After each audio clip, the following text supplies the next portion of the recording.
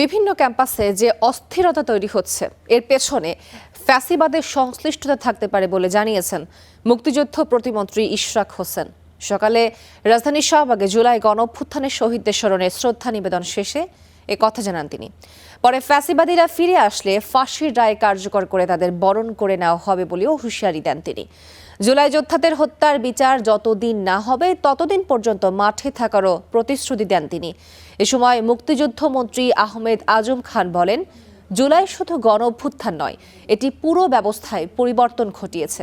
জুলাইয়ে যাদের ত্যাগ রয়েছে তাদের বিভক্তি চায় দেশ। সবাই মিলে একসাথে কাজ করার অঙ্গীকারও করেন তিনি। পরে মুক্তিযুদ্ধ মন্ত্রী দ্রুত জুলাই সনদ বাস্তবায়নের আশ্বাসও দেন।